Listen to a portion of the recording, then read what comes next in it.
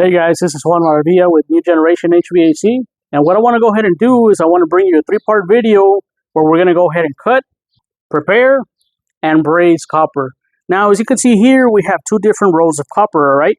So these rolls of copper are very standard to the industry. Now, we have two different types of copper that we deal with in the HVAC industry. One of the coppers that we use, or the type of copper that we use in the industry, is known as hard-drawn copper. So what is hard-drawn copper? Well, hard-drawn copper in itself, where you hear it in the name, is a type of copper that is hard and that we can't bend it. What that means is that if we try to form a 90 degree or we try to form a 45 degree, well, we can't bend that copper in any form, shape, because what's going to happen is as you try to bend it, it's going to snap. So then that's where we got to go ahead and use what's called a coupling to make that 45 or to make that 90 and to go ahead and send it to where we got to go ahead and send it. Later, we'll go ahead and talk about the couplings and we'll go ahead and talk about swages. For right now, understand that the other type of copper that we use in the industry is known as soft copper or ACR annealed copper, like the one that we have here. So the one that we use a lot, in this case in residential, commercial, or industrial application, in this case the majority of the time would be, or you'll see it a lot in residential and commercial applications, is your soft-drawn copper. Now your soft-drawn copper that we have here, what it means by being soft or soft-drawn is that you're able to, now this one, you're able to bend it to 45 degrees or 90 degrees or to whatever degree you need it to in order to try to see where you could go ahead and make that connection. Now, if you ever try to bend it, unless you have a proper tool to unbend it back, it's very hard for it to become straight again. What I'm trying to say with that is this. So check it out. I have a piece of copper here that I already cut. And this piece of copper, what I'm going to go ahead and try to do is I'm going to go ahead and try to bend it. So check it out. I go ahead and I bend it. And you see what I did right there? Unless I have the proper tool to not form what's called a kink, that right there, I bend it. Now it's going to be very hard for me to bend that copper back and straighten it. So let me go ahead and try to straighten it and see what happens. So I try to straighten it and see how I'm having a hard time trying to bend it back. So as I try to straighten it again, you see where I tried to bend it back there? You see? I still have this kink or this form right here. And as I try to bend it once again, look what happens. Look at that kink right there. And now let me try to straighten it one more time. I go ahead and I try to straighten it one more time. And then look what happens. I ended up kinking it over here. And as I continue doing that, and if I go back and forth, what's going to happen is I'm going to have a break in the copper. You create stress points. And with these stress points, you go ahead and you try to bend it back to where it needs to be. And that's your end result right there. All right. So you just got to be careful with how and when you need to bend the copper. All right. So now the copper, I'm going to go ahead and put this on the side. The copper that we have here, two different sizes. You could tell one is bigger, one is smaller. But how do we know what is the correct size that we're working with? Well, as you could see here, these two coppers, they're normally shiny. Brand new when they're coming right off the box or right out of the wrapper.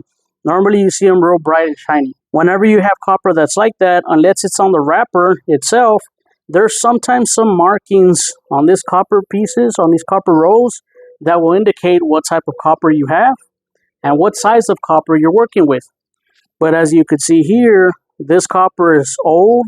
It's been in the weather. There's been water. There's been some deterioration on it. So I can't really tell what size of copper I'm working with. Do I have this size? Do I have this size? Well, it's very important that when you're working out there in the field to understand, hey, well, if I don't have a marking on the copper, how can I indicate what size of copper I'm working with? Well, in this case, now what we have to go ahead and do is we have to go ahead and get a measuring tape. Now, with this measuring tape, what I'm going to go ahead and do is I'm going to go ahead and try to find out what the size of copper I'm using with here and what's my size of copper I'm working with here. Now, when it comes to the copper we use in the industry for HVAC, the copper that we use is known as ACR copper. That stands for Air Conditioning and Refrigeration. And like I said, sometimes you'll see that on the markings of the copper, especially when it's brand new. But now, the type of copper that we have to go ahead and indicate on the size.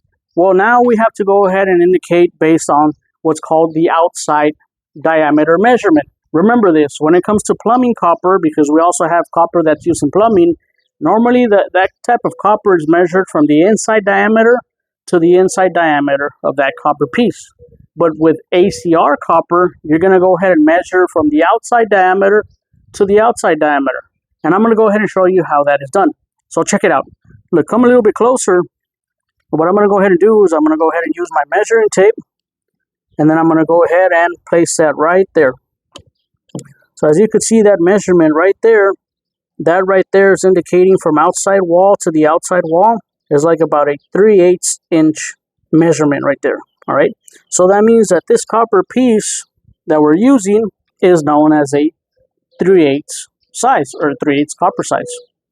But what about this one? Okay, let's go ahead and do the same thing to this one.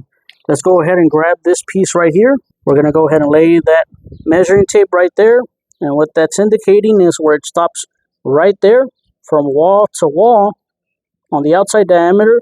That's a 3/4 inch size. So now we know that the sizes that we're dealing with is 3/8 and 3/4.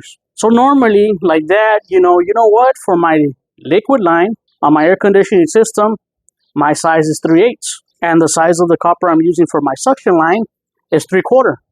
So what that means? Well, that means that at least the systems that I'm probably working with, maybe on lower efficiency systems, is probably from a 2-ton system to maybe a 3 or a 3.5. Well, sometimes depending on the efficiency.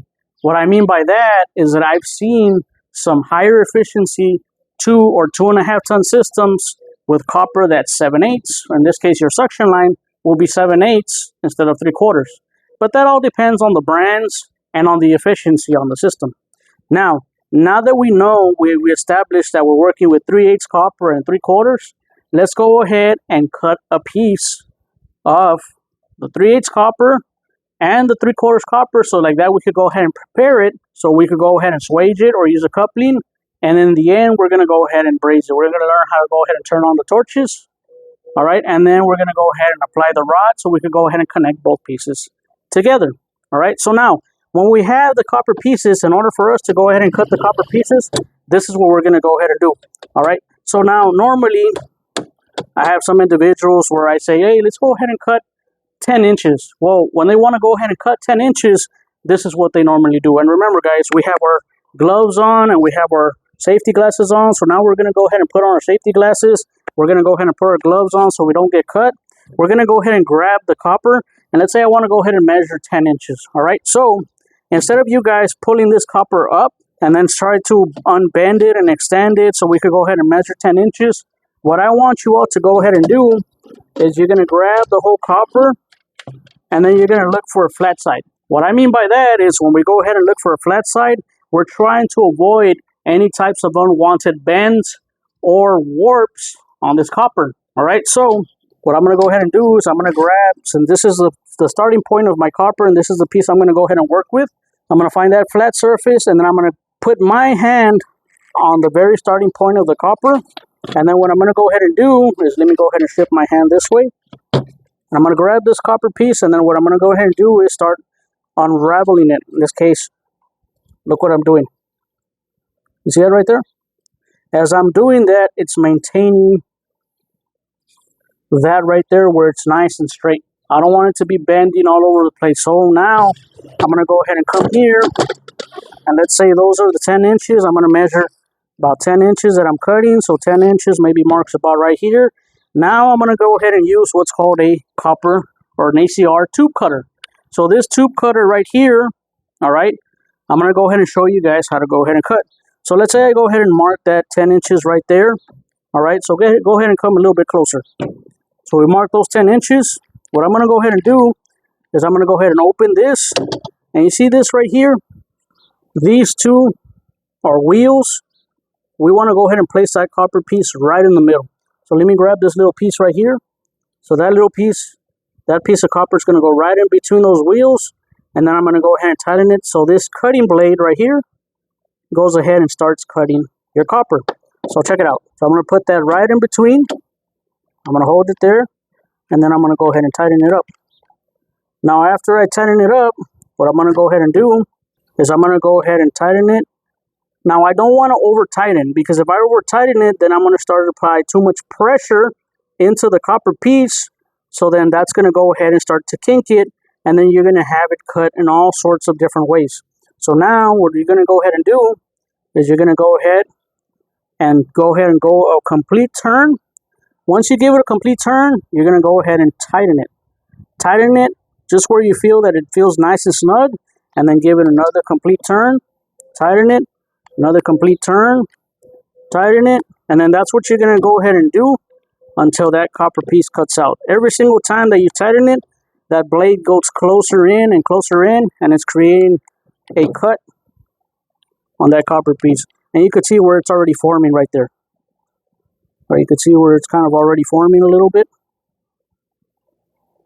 There you go. You can see where that wheel is passing through. Now I'm going to go ahead and continue cutting this. And we'll continue cutting it